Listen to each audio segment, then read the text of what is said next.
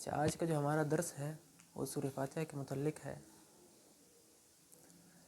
سب سے پہلی بات تو آپ یہ سمجھ لیں کہ سورہ فاتحہ ایک ایسی صورت ہے جو قرآن مجید کے اندر پوری کی پوری نازل ہوئی ہے اکٹھی۔ اس سے پہلے اور بہت سی صورتیں نازل ہوئی، جیسے سورۃ العلق ہے، پہلی وحی کا آغاز اس سے ہوا، اس کی پہلی 5 آیات نازل ہوئی۔ پھر اس کا جو اگلا حصہ ہے وقفاً مطلب وقفے سے حالات و حال و احوال کے مطابق نازل ہوتی رہی۔ لیکن سورہ فاتحہ ایک ایسی صورت ہے جو پوری کی پوری اکٹھی نازل ہوئی ہے، ساتھ کی ساتھ آیتیں ایک مرتبہ نازل ہوئی ہیں۔ اس سے پہلے سورہ مدثر کا کچھ حصہ نازل ہوا، سورہ علق کا، اور صورتوں کا آہستہ مطلب ایک ترتیب کے ساتھ صورتیں مکمل ہوئی ہیں، لیکن سورہ فاتحہ واحد صورت تھی جو پوری کی پوری اکٹھی نازل ہوئی۔ اب یہ ایک ایسی صورت ہے کہ اس صورت کے بغیر آپ لوگوں کی نماز نامکمل ہے۔ نماز کے جو فرائض ہیں، کتنے فرائض ہیں؟ 13۔ نماز کے جو فرائض ہیں اس کے اندر ہی شامل ہے۔ ایک حدیث ہے، اللہ کے رسول نے فرمایا کہ لا صلاۃ لہ لمن لا یقرأ بفاتحۃ الکتاب، کہ اس انسان کی کوئی نماز نہیں کہ جس نے سورہ فاتحہ نہ پڑھی۔ اس انسان کی کوئی نماز نہیں جس نے سورہ فاتحہ نہ پڑھی۔ اب اس سورہ فاتحہ کی اہمیت کو مد نظر رکھتے ہوئے ہمارے ہاں ائمۃ الثلاثہ کے درمیان ایک بہت بڑا اختلاف پایا جاتا ہے، اور یہ اختلاف کے اندر حسن ہے، ٹھیک ہے۔ ائمہ جو بھی آپ جو ہے متقدمین ائمہ کو پڑھیں گے ان کے درمیان آپ کو اختلاف ملے گا، بہت سی چھوٹی باتوں کے درمیان ان کے اندر اختلاف پایا جائے گا، ٹھیک۔ اتفق العلماء علی الا یتفقوا، کہ علماء نے اس بات پر اتفاق کیا ہے کہ ہم نے کبھی اتفاق نہیں کرنا، ٹھیک ہے۔ علماء نے اس بات پہ اتفاق کر لیا کہ ہم نے کبھی اتفاق نہیں کرنا۔ تو یہ جو اختلاف ہے اس کے اندر حسن آتا ہے۔ اب ہر ایک جو ہے فقیہ ہے، ایک عالم ہے، مختلف اینگل سے چیز کو دیکھتا ہے، مختلف ڈومین کے اندر جا کے چیزوں کو سوچتا ہے، مختلف پرسپیکٹو سے چیزوں کو دیکھتا ہے۔ تو اس دیکھنے کی وجہ سے ائمہ کے درمیان اختلاف پایا جاتا ہے، ورنہ قرآن کے اندر اختلاف نہیں، حدیث کے اندر اختلاف نہیں ہے، اس کی سمجھ اور فہم کے اندر اختلاف ہے۔ کسی نے ایک آیت سے ممکن ہے کہ ایک بات سمجھی ہو، کسی دوسرے نے اسی آیت سے دوسری بات سمجھی ہو۔ تو بہر ہمارا ایک ٹاپک جو سورہ فاتحہ کے متعلق ہے، اس سورہ فاتحہ کے متعلق امام ابو حنیفہ کہتے ہیں کہ اگر امام نماز پڑھ رہا ہے، ٹھیک ہے، اس کے پیچھے مقتدی کھڑے ہیں، چاہے آپ کی نماز سری ہے چاہے جہری ہے، جہری مراد جس کے اندر جو ہے امام اونچی آواز کے اندر قرات کرتا ہے، فجر ہو گیا، مغرب عشاء ہو گیا، اور سری ظہر جس کے اندر امام خاموش رہتا ہے، چاہے آپ کی نماز سری ہے جہری ہے، اگر امام نے سورہ فاتحہ پڑھ دی آپ سب کے پیچھے ہوگی۔ من کان لہ امام فقراءتہ قراءۃ الامام، جس کا امام ہو اور تو امام کی قرات ہی اس کی قرات ہے۔ اب امام حنیفہ کے نزدیک چاہے نماز سری ہے جہری ہے، پیچھے مقتدیوں نے آ کے خاموش کھڑے ہو جانا ہے، اللہ اکبر کیا اور ہاتھ باندھ کے آپ پیچھے کھڑے ہو جائیں، جس کا امام ہے بس اسی کی جو ہے قرات ہے، بس اسی کے پیچھے آپ کی ہوگی، ٹھیک ہے۔ لیکن امام شافعی نے کہا کہ نہیں، امام شافعی نے اس حدیث کو پکڑا کہ لا صلاۃ لہ لمن لا یقرأ بفاتحۃ الکتاب، کہ اس انسان کی کوئی نماز نہیں جس نے سورہ فاتحہ نہ پڑھی ہو۔ اب امام شافعی نے کہا کہ اس حدیث کے اندر بہت تاکید ہے سورہ فاتحہ کے متعلق، تو امام شافعی نے اس سے یہ استدلال کیا کہ چاہے آپ کی نماز سری ہے چاہے جہری ہے، پیچھے مقتدی نے بھی لازمی پڑھنی ہے، چاہے آپ کی نماز سری ہے چاہے جہری ہے، امام اونچی قرات کر رہا ہے یا دھیمی قرات کر رہا ہے، پیچھے جو مقتدی اس کے پیچھے جو ہے کھڑا ہے اس نے بھی سورہ فاتحہ پڑھنی ہے۔ اس لیے آپ شوافوں کے اندر دیکھیں گے کہ شوافوں کے اندر جب بھی امام آگے آ کے نماز پڑھتا ہے تو ایک آیت کو پڑھے گا الحمدللہ رب العالمین، 2 سیکنڈ کا پوز لے گا، پیچھے مقتدی بھی کر لیں گے الحمدللہ رب العالمین، الرحمن الرحیم 2 سیکنڈ کا پوز، پیچھے جو ہے مقتدی بھی الرحمن الرحیم، اس طرح ان کا سلسلہ چلتا ہے، ٹھیک ہے۔ تو یہ امام شافعی کا جو ہے یہ استدلال تھا اس حدیث کی جو ہے بنیاد کے پر۔ اس سے ہٹ کر امام مالک کا موقف جو ہے وہ بہت درمیانی ہے، وہ کہتے ہیں کہ اگر آپ کی نماز سری ہے تو سری کے اندر امام بھی پڑھے گا سورہ فاتحہ اور پیچھے مقتدی بھی پڑھیں گے، ٹھیک ہے۔ اب مقتدی پیچھے آ کے کھڑا ہو کے کیا کرے گا؟ آگے کھڑا ہو کے کھڑا ہے، خاموشی سے کھڑا ہے، بس دائیں بائیں سلام پھیر کے چلا گیا۔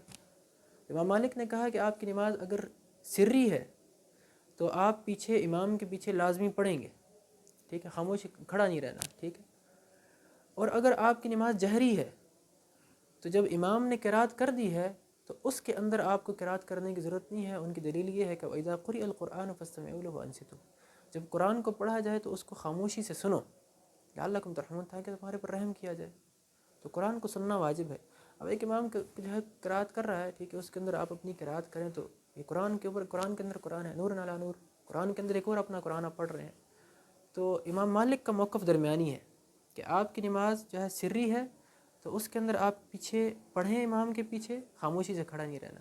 اگر آپ کی نماز جہری ہے تو جب امام نے پڑھ دی ہے تو پیچھے آپ کو پڑھنے کی ضرورت نہیں ہے۔ دلیل ان کے قرآن سے یہ ہے کہ وَإِذَا قُرِئَ الْقُرْآنُ فَاسْتَمِعُوا لَهُ وَأَنصِتُوا لَعَلَّكُمْ تُرْحَمُونَ، جب قرآن کو پڑھا جائے تو اس کو خاموشی سے سنو، توجہ سے سنو، تاکہ تمہارے پر رحم کیا جائے۔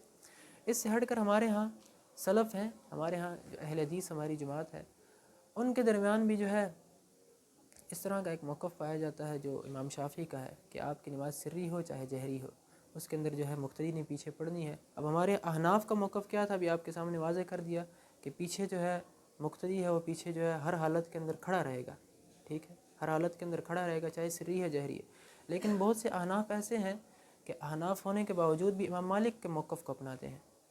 مطلب امام مالک کا موقف کیا ہے کہ آپ کی نماز اگر سری ہے تو آپ نے پیچھے پڑھنی ہے، اگر جہری ہے تو آپ نے جو ہے خاموش رہنا ہے۔ احناف ہونے کے باوجود امام مالک کا موقف اپناتے ہیں۔ تو یہ تو چند جو ہیں ائمہ کا جو ہے ایک اجتہاد تھا ان کا اس صورت کے متعلق۔ اس سے ہٹ کر اللہ کے نبی نے صورت کے متعلق فرمایا ہے کہ لا مثل لها فی التوراۃ فی الانجیل وفی ھذا القرآن نفسی، کہ اس صورت کی مثال نہ ہی تورات کے اندر ہے، نہ انجیل کے اندر ہے، نہ ہی قرآن اس قرآن کے اندر موجود ہے، نہ اس قرآن کے اندر موجود ہے۔ یہ صورت ایک ایسی عظیم صورت ہے، حضرت علی رضی اللہ تعالیٰ عنہ فرماتے تھے کہ اگر اس صورت کی تفسیر لکھی جائے تو تقریباً 70 اونٹوں کے اوپر آئے گی اس کی تفسیر، اور یہ کہنے کی بات نہیں تھی۔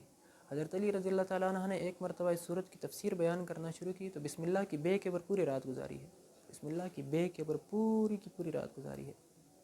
اور صرف قصے کہانیاں نہیں تھے، ٹھیک ہے، ایک ایک جو ہے لفظ علمی پہرائی کے اندر آتا تھا، ایک ایک لفظ کے اندر بہت بڑی جو ہے راز اس کے اندر جو ہے افسردہ ہوتے تھے۔ اللہ کے رسول نے ان کے لیے کہا ہے کہ میں جو ہے علم کا شہر ہوں، علی اس کا دروازہ ہے۔ حضرت علی خود کہتے ہیں جتنا علم تھا لوگوں نے اتنا لیا نہیں، جتنا میرے پاس علم تھا لوگوں نے اتنا لیا نہیں۔ تو حضرت علی نے جب اس کی تفسیر ایک مرتبہ شروع کی تو پوری رات بسم اللہ کی بے کے پر گزار دی۔ پھر اس سے ہٹ کر ہمارے ہاں امام رازی رحمہ اللہ تعالیٰ جن کی تفسیر ہے، تفسیر بالدرایا کے اندر سب سے ٹاپ درجے کی تفسیر مانی جاتی ہے، اس سے زمخشری کی بھی ہے، کشاف کی، اور امام رازی کی بھی۔ امام رازی رحمہ اللہ تعالیٰ فرماتے تھے کہ سورہ فاتحہ کے اندر 10,000 مسائل کا حل ہے، تقریباً 7 آیتیں ہیں، اس کے اندر 10,000 مسائل کا حل ہے۔ جب انہوں نے یہ بات لوگوں کے سامنے کی تو لوگوں نے ان کا تمسخر اڑایا، لوگ ان پر ہنسنا شروع ہو گئے کہ یہ چھوٹی صورت، اس کے اندر کون سے 10,000 مسائل کا حل ہے۔ تو امام راضی کا جب تمسخر لوگوں نے اڑایا تو امام راضی کی غیرت نے جو ہے گوارا نہیں کیا، تو پوری کی پوری اٹھا کے تفسیر لکھ دی۔ آج ان کی تفسیر آپ اٹھا کے دیکھیں، اتنے بڑے بڑے مجلات کے اندر ان کی تفسیر آپ کو ملے گی۔ ان کی تفسیر آج پڑھنا لوگوں کے لیے مشکل ہو گیا، ٹھیک ہے، لوگ جب اٹھائیں تو اٹھاتے ہوئے بھی آپ کے جو ہے بازوؤں کے اندر قوت ہونی چاہیے، اتنی بڑی تفسیر انہوں نے لکھ دی ہے، خالی سورہ فاتحہ کے 10,000 مسائل انہوں نے گنوائے، ٹھیک ہے۔ تو بہرحال اس صورت کی بہت بڑی اہمیت ہے، اور سب سے بڑھ کر یہ آپ جو ہے ہم جو ہے دن میں 5 نمازوں کے اندر پڑھتے ہیں، اور ایک بلا درجے کی صورت ہے، ایک انتہا درجے کی صورت ہے۔ اب اس صورت کا خالی یہ نام نہیں سورۃ الفاتحہ، اس صورت کی بتحاشا اور بھی نام ہے۔ عربوں کے ہاں ایک بات اور بھی معروف ہے کہ جو چیز ان کے یہاں محبوب ہوتی تھی، جو چیز ان کو پسند ہوتی تھی، تو وہ اس کے بتحاشا نام رکھ دیتے تھے۔ ابھی عربی زبان کے اندر آپ لوگ واقف ہیں، گھوڑے کے بتحاشا نام ہے، کیونکہ گھوڑا عربوں کے ہاں ایک محبوب ترین جو ہے ایک ان کا جانور ہوتا ہے۔ اب اس سے ہٹ کر اونٹ ایک صحرائی آپ کے پاس ایک جو ہے کیا ہے، پائل جہاز ہے، ایک صحرا کا جہاز ہے نا، تو اونٹ کے عربی زبان کے اندر بتحاشا نام ہے۔ جو چیز عربوں کے ہاں معروف ہے، عربوں کو پسند ہے، تو عربوں نے اس کے اوپر بتحاشا نام رکھ دیا۔ ابھی آپ کے جو ہے یہ تلوار ہے، تلوار کے عربی کے اندر بتحاشا نام ہے۔ اب تلوار عربوں کے لیے کیا ہے، تلوار ان کا جو ہے اس دور کے اندر ایک ہتھیار ہوتا تھا، ٹھیک ہے۔ تو جو چیز عربوں کے ہاں محبوب ہوتی تھی اس کے بتحاشا نام رکھ دیتے تھے۔ اس طرح یہ صورت ہے، اس کی بتحاشا نام ہے، اس کی بتحاشا نام ہے۔ ایک صورت کا نام ہے الشافعہ، شفا دینے والی۔ ایک صورت کا نام ہے ام الکتاب، ام الکتاب، ام الکتاب۔ اس ام الکتاب کے اوپر ہمارے ہاں مولانا ابوالکلام آزاد نے ام الکتاب کے نام سے ایک پوری کی پوری کتاب لکھتی ہے. الکتاب سورت کا نام ہے سورہ فاتحہ کا، الکتاب، قرآن کی جو ہے ماں الکتاب. اس خالی الکتاب کے نام سے امام جو ہے ہمارے مولانا ابوالکلام آزاد نے اتنی پوری کتاب لکھی ہے خالی سورہ فاتحہ کی تفسیر کے اوپر. تو اس کے بتحاشا اور بھی نام ہیں. تو چلے بہرحال اب بلا کسی تاخیر اس صورت کو کھولتے ہیں اور دیکھتے ہیں کہ اس کے اندر کیا کچھ ہے. اگر آپ لوگوں کے پاس قرآن ہو تو آپ لوگ بھی قرآن کھول لیں، زیادہ بہتر ہے آپ لوگوں کے لیے.